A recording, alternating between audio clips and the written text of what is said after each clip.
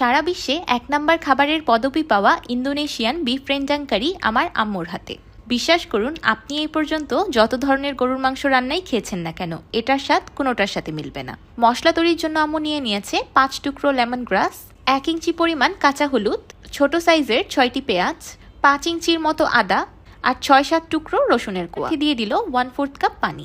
সবগুলো মশলা একসাথে ব্লেন্ড করে নিলেই তৈরি হয়ে গেল রেন্ডাং কারি পেস্ট। এবার একটি প্যানে দিয়ে দিল ১ কাপ রান্নার তেল, ১ টুকরো দারুচিনি আর একটি স্টার অ্যানিস করে রাখা রেন্ডাং পেস্ট। আম্মু ২০টা লাল শুকনো মরিচ হাফ কাপ পানি দিয়ে ভিজিয়ে রেখেছিল।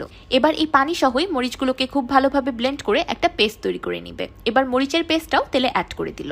এবার দিয়ে দিল ১.৫ কেজি গরুর মাংস। এবার আম্মু মাংসগুলোকে মশলার সাথে রান্না করতে থাকবে মাংসের পানিটা শুকিয়ে তেল উপরে চলে আসা পর্যন্ত। একটি ফ্রাইং প্যানে দিয়ে দিল ১ টেবিল চামচ আস্ত ধনিয়া, ১ চা চামচ আস্ত জিরা আর ১ চা চামচ মৌরি বা মিষ্টি জিরা। এবার চুলার একদম লো ফ্লেমে মশলাগুলোকে হালকা ড্রাই রোস্ট করে নিবে। এগুলোকে ব্লেন্ডার জারে দিয়ে খুব ভালোভাবে ব্লেন্ড করে একটা ফাইন পাউডার তৈরি করে নিবে। এবার তৈরি করা মশলাটা মাংসে অ্যাড করে দিল। গুঁড়ো মশলাটাকে মাংসের সাথে ২ মিনিটের মতো রান্না করে নিয়ে দিয়ে দিল ২ কাপ লিকুইড দুধ। এবার দিয়ে দিল স্বাদ মতো লবণ। এবার চুলার মিডিয়াম টু হাই হিটে আম্মু মাংসগুলোকে ঢেকে রান্না করবে সিদ্ধ হয়ে আসা পর্যন্ত। এবার দিয়ে দিল ১ কাপ নারিকেলের দুধ।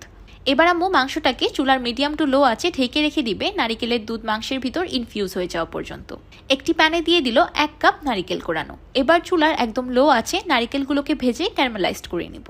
এবার এই ক্যারামেলাইজড কোকোনাটগুলোকে ব্লেন্ড করে একটা কোকোনাট পেস্ট তৈরি করে নিব।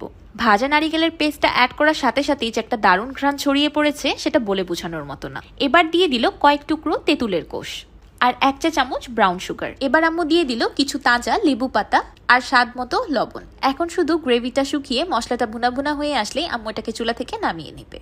বিফ রেন্ডাং কারির আরেকটা বৈশিষ্ট্য হলো মাংসগুলো একদম সফট হতে হবে, ধরার সাথে সাথেই খুলে যাবে। সারা বিশ্বের জনপ্রিয় ও বিখ্যাত বিফ রেন্ডাং কারি খাওয়ার জন্য আপনার এখন থেকে আর ইন্দোনেশিয়া যাওয়ার কোনো প্রয়োজন নেই।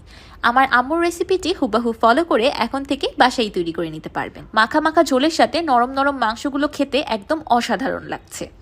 আমার আম্মুর তৈরি স্পেশাল রান্নাগুলোকে এত ভালোবাসা দেওয়ার জন্য আপনাদের অনেক ধন্যবাদ। আমার এই শুক্রবার কাটলো আমার আম্মুর হাতের বিফ রেন্ডাং খেয়ে। দেখি পরের শুক্রবার আম্মু আমাকে কি বানিয়ে দেয়। শেষ।